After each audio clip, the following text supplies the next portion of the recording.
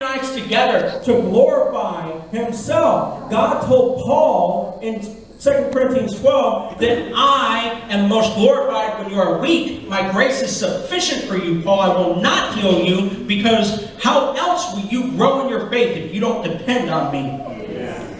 You see, here's what I believe. I don't believe that Jesus came to die on the cross for a place that masquerades as a church, but is really a members-only country club. That becomes a Pharisee factory. So when I graduated, I did what the normal person would do.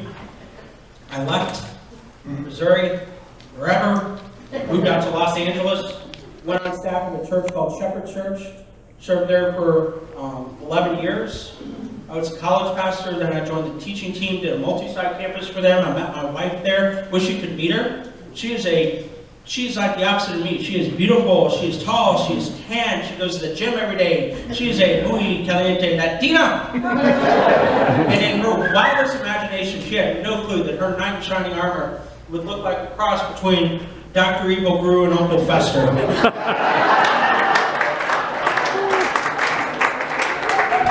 laugh now, but this is her eye candy. She's a lucky lady. She wakes up to this every morning, okay? I think you can tell she laughs a lot. And so we had our 2 kids. We got, and during that time, I learned a lot about ministry, learned a lot about the gospel, and 2010 we left so I could go be a senior pastor at a church in Texas, which I don't know if you've ever been there, but it's like purgatory. It's a great places to eat, by the way, but it's humid. There are rattlesnakes and mosquitoes and Mark Cuban and Jerry Jones. And it's a very hostile environment. And when I was there, separately of each other, my mom and dad moved down there to be closer to one another. My mom's partner died a few years back from cancer after 22 years. And unless a miracle happened, she went to a Christless eternity. And it drove my mom into depression and drinking, and my mom is still an addict and an alcoholic that has never owned it, even though she's like 75 now. Wow. And so when they moved down, my mom and dad separately one another to be closer to our family in Dallas, I didn't know what had happened. I'd never lived within a 5-mile radius of both my parents at the same time since I was 2, and then both of them started attending my church. Oh my goodness. Didn't want to be closer to our family. They said, "Are you okay with it?" I said, "Sure, but you know what I believe about sexuality and relationships?" And they said, "Yeah." And I said, "Come on over." Wow. And they did. And as opposed to the last church I was at, people loved them and treated them nice. No, I'm not going to lie. We had our weirdos. Every church has weirdos. I know none of you are those people at your church, right? But if you're a pastor, you know exactly what I'm talking about.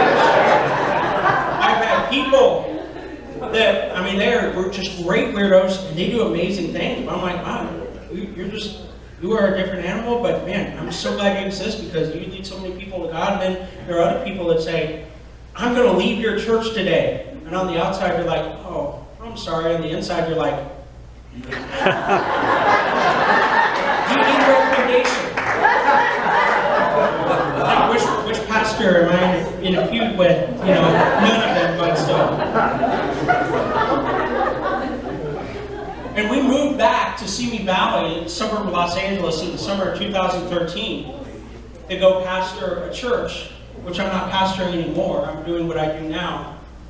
Nothing bad happened. I just wanted to go and help churches and ministries and organizations learn how to love people and grace and truth and develop systems and processes that would guard truth and value but allow belonging. Because people find and follow Jesus better in community than isolation. And so in the summer of 2013, before we left to move back, my mom and dad separated one another, trusting Christ as their Lord and Savior.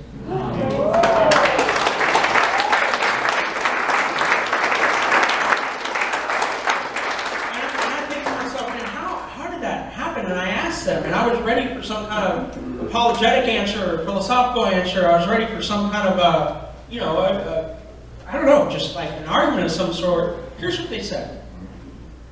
People treated us like people, not like projects.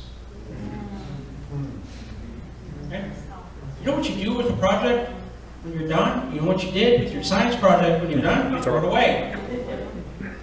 Okay? People can tell when you're trying to treat them like projects. People can tell when you're trying out your new fancy Kirk Cameron evangelistic ninja moves on. I love Kirk and everything, but I'm just telling you, the best way to share Christ with someone, either is to invest in them, is to earn the right to speak into their life. Because investment brings influence. You see, you got to understand, and this is what I understand, we will never be able to really understand the tension of grace and truth. I'm not called to figure it out. I'm called to live in it. Grace and truth is not a problem to be solved. It's a tension to be managed.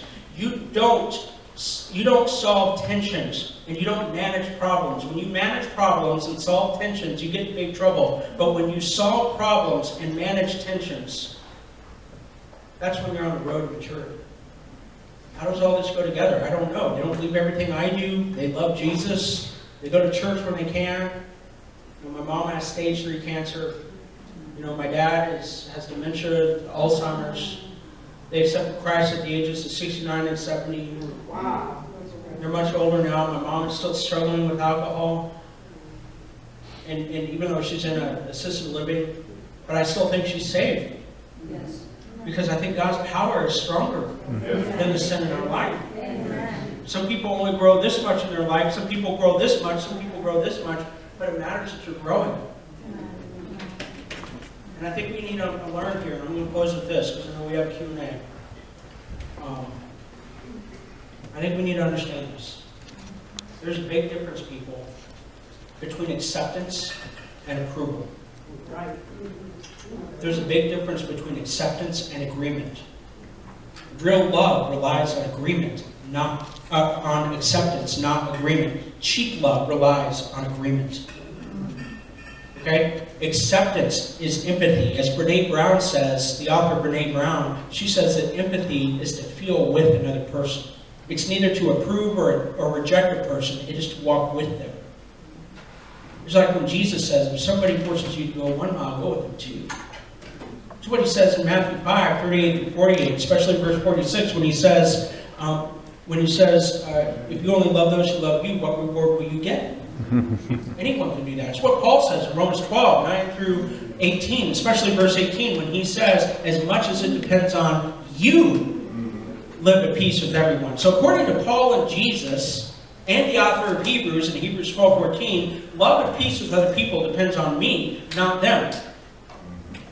And how I react and control my emotions. You know why? Because God has never held you accountable for how someone else reacts. Right. God holds you accountable for your actions, your emotions, and how you manage them. Acceptance is about acknowledging someone's reality so you can point them to the ideal. But not agreement. Acceptance is commanded. Agreement, affirmation, approval is optional.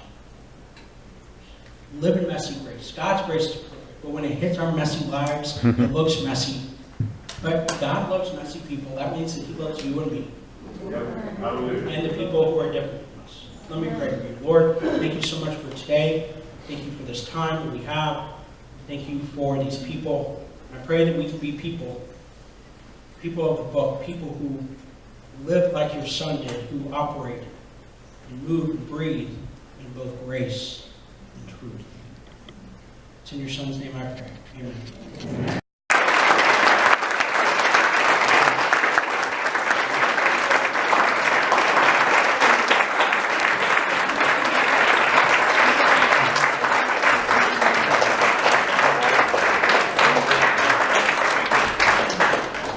Go ahead and be seated just for a second.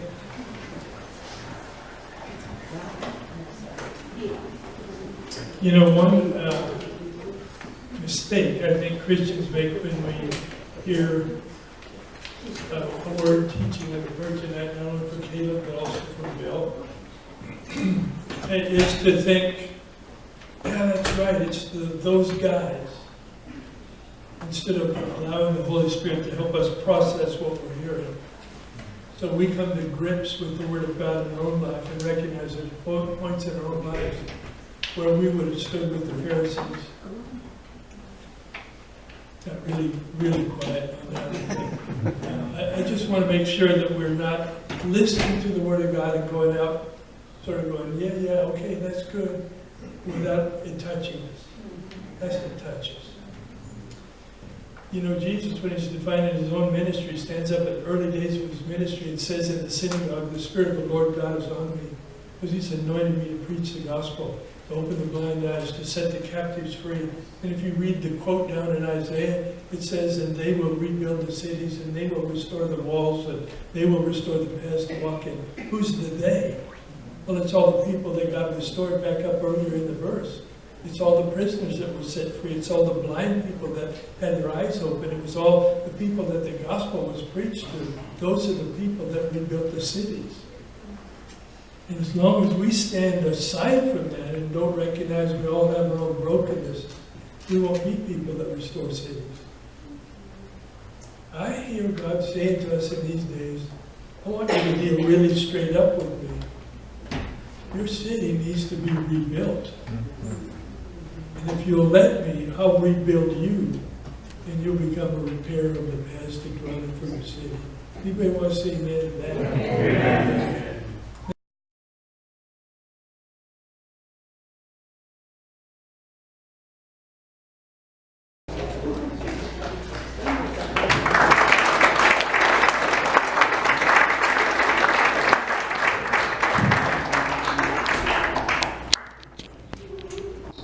Any questions? Well, there we go. Any questions?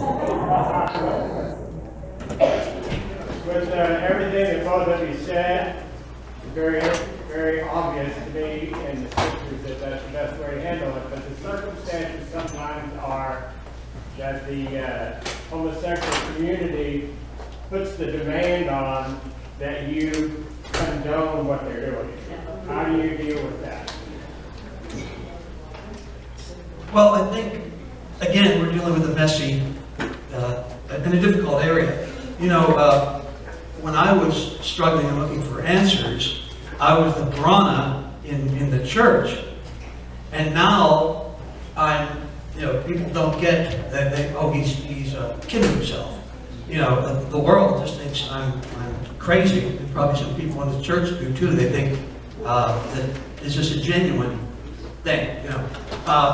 I think all we can do is, as Caleb has mentioned, is always love people, try to be as loving as we can be, respect their opinion. But the thing when it's kind of in your face, then you have to accept it. I don't know, Caleb, how do you answer?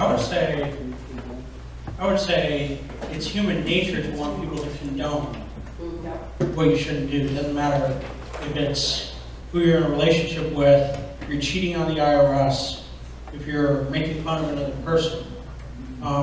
It's not just a community, it's people in general. It's you, it's me, it's my children every night. Okay? That's a natural thing, that we want somebody to co-sign on what we know, or maybe wrong, or might even be questionable, or what we're told is so. We don't want to believe it. And how do I deal with it when somebody says, condone it, accept, when they don't see a difference between acceptance and agreement. If you don't agree with me, you can't accept me. Well, that just shows that they have an identity issue. That shows that there's idolatry in their heart. They're protecting an idol. And spiritual idolatry, it takes time and it's painful for God to rip the spiritual idols out of your heart. And so I think that what we're dealing with here, and you can correct me, Bill, if you think I'm wrong. I'm serious when I say that.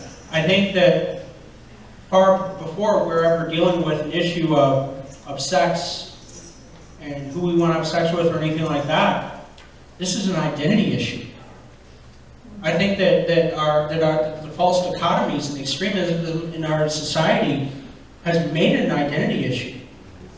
That this is who I am, I'm orientation. If you can't accept this about me, then then you can't be with me, and that's idolatry. That's an identity issue. But here's the deal: sin is an identity issue. When Satan tempted Adam and Eve, what did he go after? He went after their identity. He tried to get them to doubt the image of God and go with their own identity. He says, "Hey, go be like God," knowing the difference between good and evil.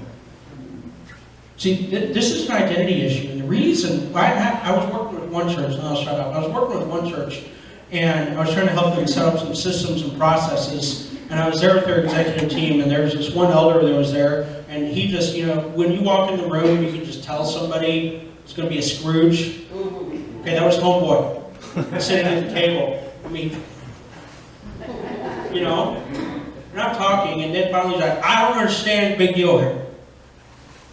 Why are we being so intentional about this? There's nothing difference between this and adultery." I said, "Sure there is.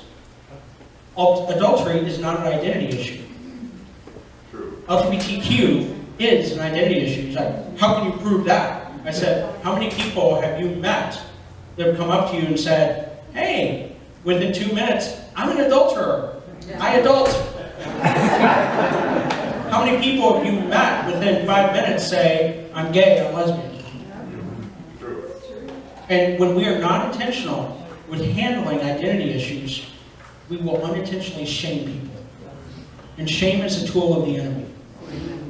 And when I say intentionality, you can't deal with everybody the same way. That's why the Apostle Paul preached differently to the philosophers in Acts 17 than he did Festus, and he did the Sanhedrin, than he did the Jewish crowd. That's why Jesus explained the gospel differently to the woman at the well than he did Nicodemus.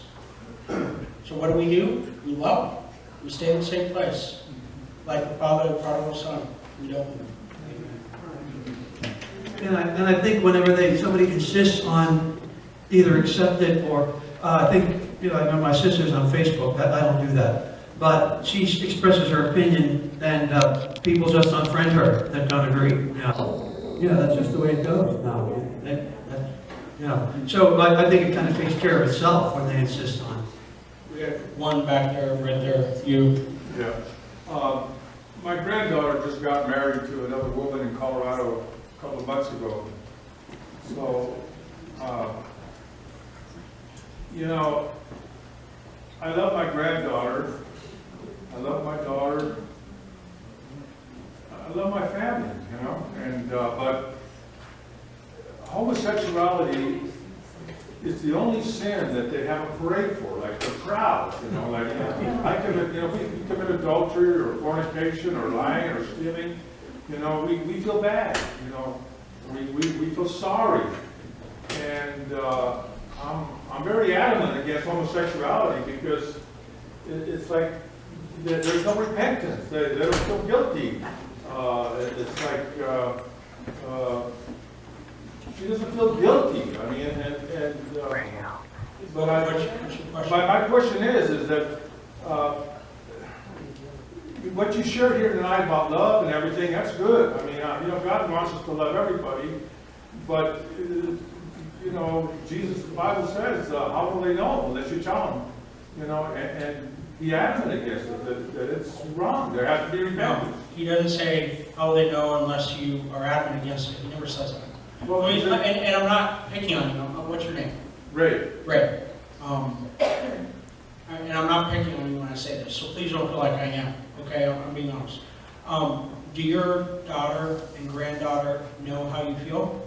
Yes, I'm on Facebook. They know I'm very public about it. And I'm just trying to say there's a sloppy agape sometimes where we realize that God is, sometimes we try to conform you to our image, and it's not that. Okay, but it's not your responsibility to bring guilt. No, it's my responsibility to tell them what the Bible says. And you have done that. And you've already done that. You have done what God has asked you to do. And the more that you keep on trying to do that, the more influence you will lose. Okay? And hear me on this, okay? In Acts 17, go read that sermon. When Paul, and Bill, you can correct me if I'm wrong, when Paul preaches that sermon to the philosophers, He doesn't even get to Jesus till the very end. You know what he spends the first like 90% of the sermon doing? Building common ground. He builds common ground. He says, I see they're very religious, builds common ground, all the way until he gets to the point over here. So here's my thing, okay? I'm not telling you to not tell your granddaughter and your daughter what you believe about Scripture. I'm asking you to be strategic about when. Jesus and Paul and Peter were all very strategic in their teachings and in their relationship. And like it or not, we have to be missionaries in our society. And a lot of the times, people will never allow your words to carry weight in their life until they feel how much you care. And you get that by investing in them and earning influence. And when something happens, when life hits, when the storms hit, you want to earn the right to be the first person they text or call. John the Baptist was not strategic when he rebuked Herod for what he was doing, and he got his head chopped off. And you are not John the Baptist. Well, I am God's servant. Yeah, but Jesus did not preach that way. Yes, And he did. Peter did not preach that way. Baptist. And Paul did not preach that way. Yes, he They did. preached that way at certain times. John the Baptist's calling was very different than Paul's, That situational. than yours. And you feel free to disagree with me, and that's fine, but I'm telling you, I understand your love for God. I get that, okay? And I'm glad for it. But I'm telling you that there is always strategy in how you share. And I would also say Pastor David Walker has written an excellent essay on why a Christian should attend a gay wedding. And you have to read it too. But I would say this, the difference is when you have family members, and I tell parents this, I was counseling some parents that had a 16-year-old boy that he was looking at male pornography. And the father did an excellent thing of saying to the son, we love you. If you're looking at female pornography, this would not be right either. So they called me in, and I spoke with the boy as much as you can speak with a monosyllabic teenager, trying to find out if the duck really is a duck, you know. And it was a duck. And I said to the parents, look, you've been raising him in a Christian home. You've been giving him your values. You have 2 more years to keep instilling these values. When he goes to college, if he comes home with a friend, and it looks like what it is, are you going to reject him? See, people don't, I see this with Christian people. Many Christian families have a heterosexual daughter or son, and they are shacking up with the boyfriend, the girlfriend, and they don't have a problem. Yeah, they can come into the house. Now, they won't let them sleep together there, but they come in. But if it's two same-sex, we have a whole different way of treating these people. It's the same thing. They already know your value, and so when you're dealing with family relationships, they know where you stand. And then you just show them love. You don't need this. They already know. They know. They know. And if you don't keep that door open, do you want to lose a relationship with a granddaughter, a daughter, a son? No. No. Because, as Caleb was saying, when the poo-poo hits the air conditioning, you know, when they have issues, where are they going to come? Where will they come? They need to know that you love them, but even though you keep your stand on biblical principles. I do love my granddaughter. I do love her. Right. Absolutely, I have no doubt you do. I have no doubt you do. Or else you would not be this passionate about it. And I'm telling you, you would not be this passionate about it if you didn't love God. I'm not asking you. I'm not. Well, that's great. I do too. But what I'm asking you is to just pray. You don't agree with me. I'm asking you to pray about being strategic in your approach. Okay. All you need is love. The word says that sin is sin. What is what? Sin is sin. Yes. And the Lord says, go and sin no more. He doesn't say, well, I hate you for sinning. He says, I love but I hate the sin. Not the person, it's the sin of the person. He says, I love the sinner, but not the sin. Well, what's your question, sir? Well, no, in other words, when you read the word, the scripture, you know basically what to believe and what to know, and he gives you answers to the questions that you have by reading the word.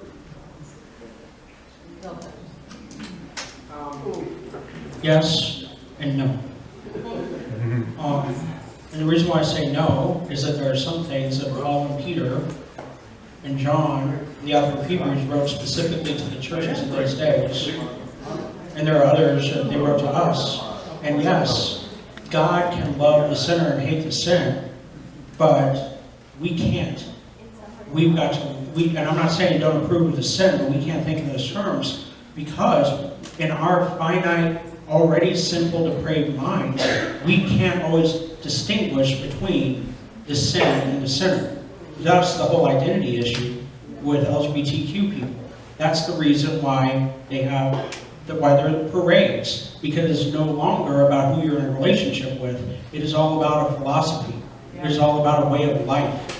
And so, yes, sin is sin, and all sin is equal in the fact that it leads us to eternal separation from God.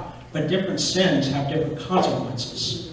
You see that throughout the Old and the New Testament. And so I agree with you, sin is sin, yes. But at the same time, the unfortunate thing, here's the unfortunate thing. The unfortunate thing is that people nowadays can go to blog posts, can go to podcasts, can go to the bookstore, and can find any kind of preacher or anybody to sign off on whatever they want to believe.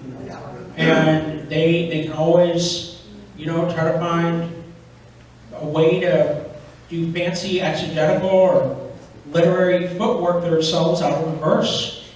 And that's why I agree with you, and I'm just kind of really piggybacking on what you say, but that's why, yes, but more than hate the sin, love the sinner, I would rather just focus on loving the sinner, making sure they see that I love them, and that, again, as he says, God forbid you get poo-poo in your air conditioning. I go to a hotel. You want to earn the right to be able to be the person they call. Here's a question I ask parents all the time. When they come to me and they say, should I attend my child's same-sex wedding? Here's a question I ask. I ask two questions. First of all, I say, okay, will it create friction if you don't go? And usually, yes. And then here's my second question. What would you be willing to do to keep and build influence in the life of your child? How far would you be willing to go to keep and build influence in the life of your child? Because you can attend a wedding without approving of the ceremony, but you can be there to support the person. I may have stated it wrong. I guess what I was saying is I would get more pleasure out of, say, someone like Ben Laden. Yes. If I heard, instead of the way he went, that he came to know the Lord, absolutely, and accept the Lord, I would get much more pleasure out of that than I would say he got a bullet between the eyes. Absolutely. I mean, Paul was the greatest of sinners, he said, and yet look what God did with him. And I'm not criticizing you, I'm agreeing with you with everything I said. So let's have other questions. We had one right here. So my granddaughter is now 19. When she was 15, I accidentally overheard her talking, and she was in a homosexual relationship. When my granddaughter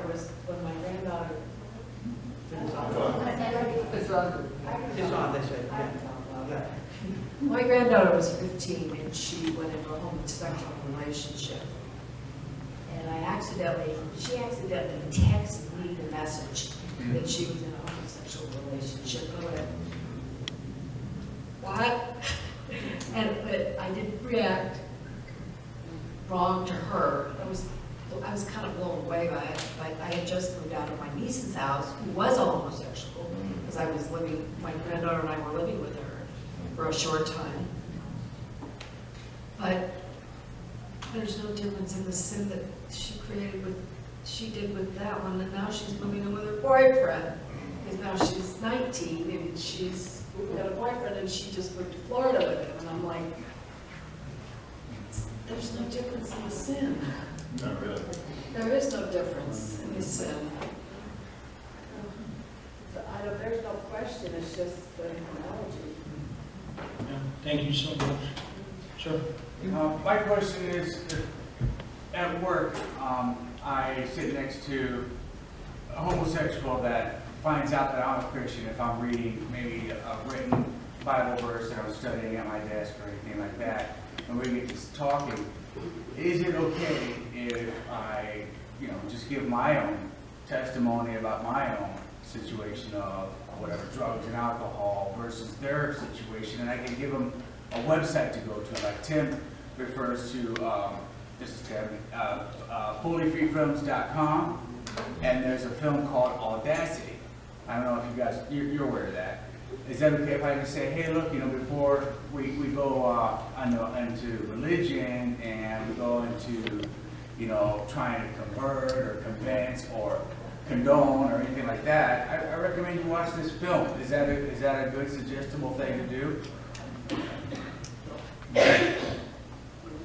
Well, as Kevin, hello. As Kevin said, it's relationships. Everybody's always uptight about how they should. I've got this gay friend. How do I witness to them? Same way you witness to gossips and liars, and But you build I think probably the best thing is you have a relationship with this person. You ever go to lunch? You hang out after work. So, or do you have time by the water cooler to talk? I mean, is there a thing? And then if you have some other conversation, because nobody wants to be tapped on the shoulder and asked, "Are you saved?" That's not the way Jesus approached people. Everything is. Pastor friend of mine years back said, "We win people to ourselves, and then we win them to Jesus." The most effective witnessing tool is people that respect you and know that you care about them.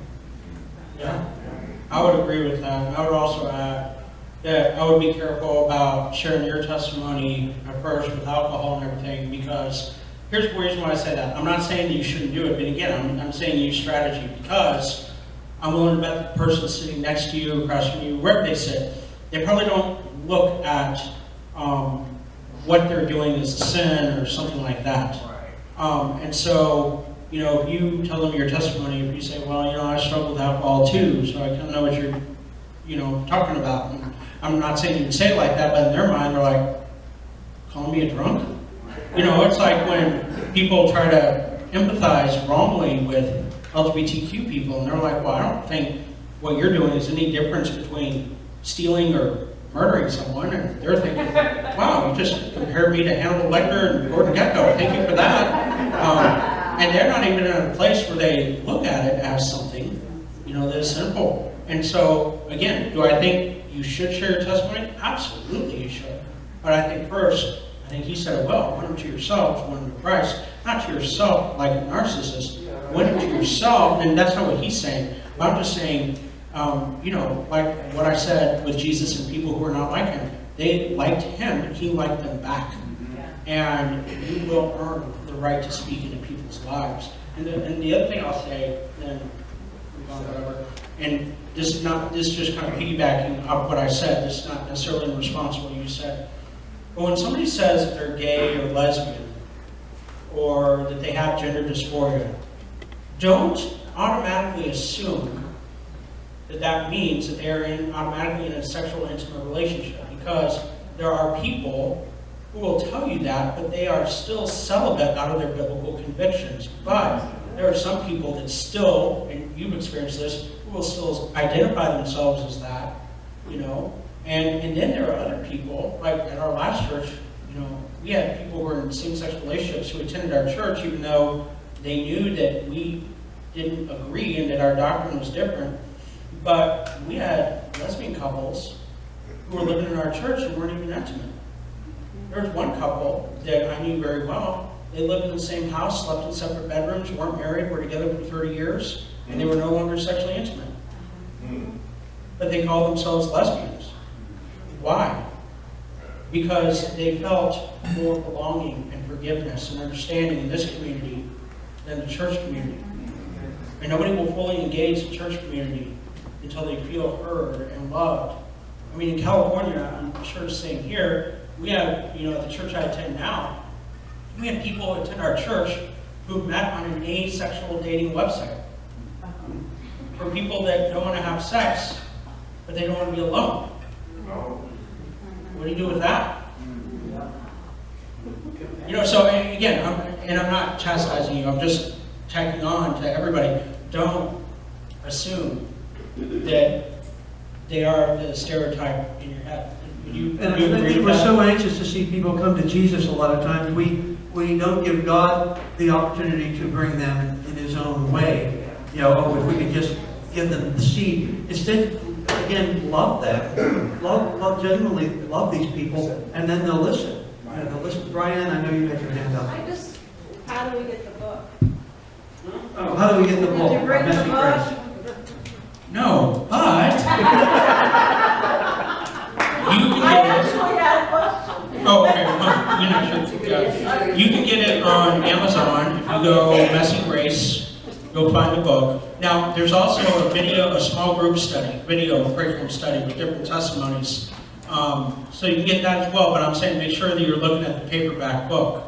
It's on Amazon. You can get it via paperback, ebook, Kindle, Nook. You can get it on Audible or audiobook, all the above, but it's on Amazon. So you can go there, Messy Grace by Caleb Cultivar. I mentioned Messy Grace at our church, and half the people thought I was talking by one of the women. Tim? Oh, come on. Cheryl's gonna get you for that. Tim?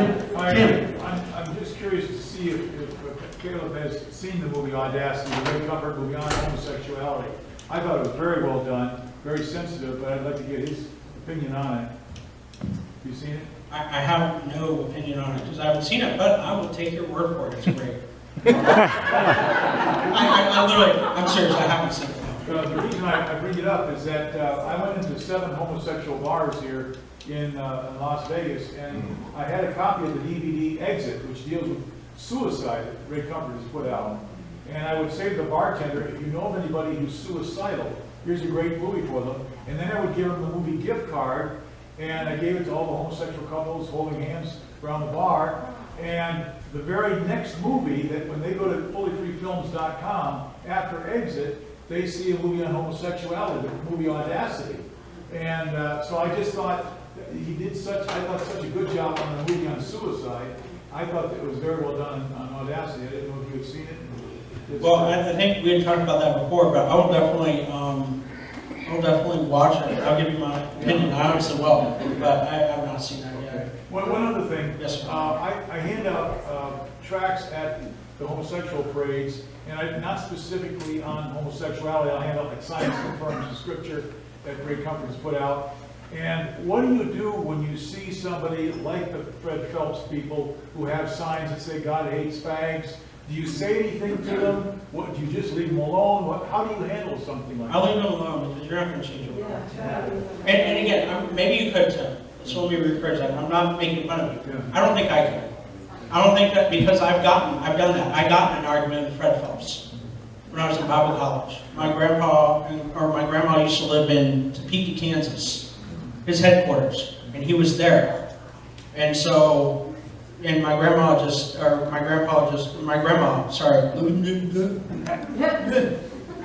It's Friday night. It's late. No, but my grandma just died. I was coming back there on the street corner.